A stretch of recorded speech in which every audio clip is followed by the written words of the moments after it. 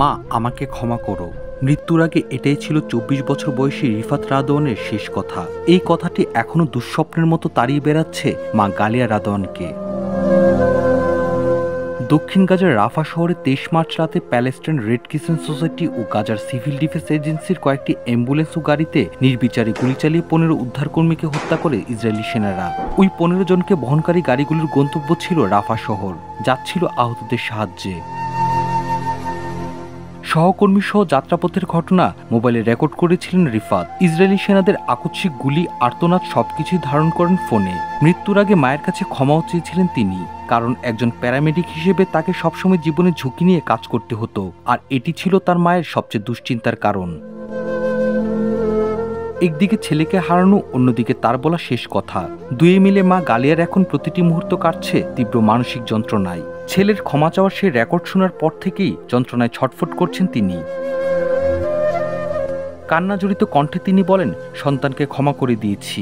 ও জানতো মা সবসময় তাকে ক্ষমা করে, এবারও করবে।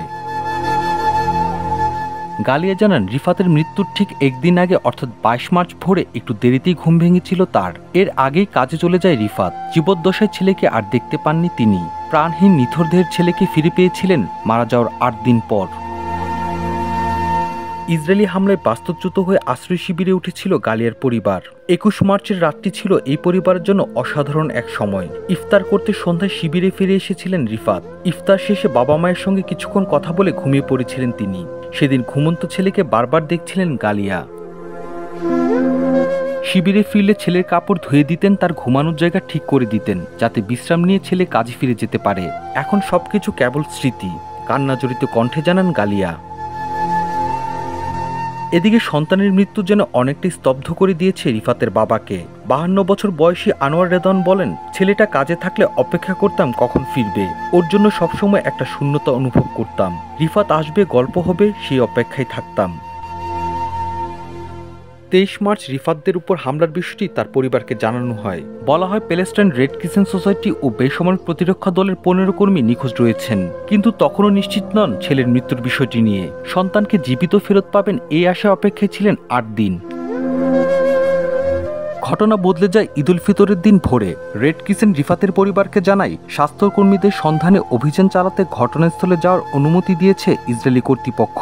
এক পর্যায়ে ঘটনাস্থল থেকে বালুচাপা অবস্থায় উদ্ধার করা হয় ১৫টি মরদেহ। এর মধ্যে রিফাতের মরদেহ খুঁজে পায় উদ্ধারকারীরা। নিথর দেহের সঙ্গে মেলে রিফাতের মোবাইল ফোন, যেখানে শেষ ২০ মিনিটের যাবতীয় কথাবার্তা ও ছবি রেকর্ড করা ছিল। গালিয়া বলেন, সন্তানের জন্য অপেক্ষা যতটা না কষ্টের ছিল, তার চেয়ে শতগুণ কষ্টের সেই রেকর্ডের কথাবার্তা শোনা। মাল্টিমিডিয়া ডেস্ক, আমার দেশ।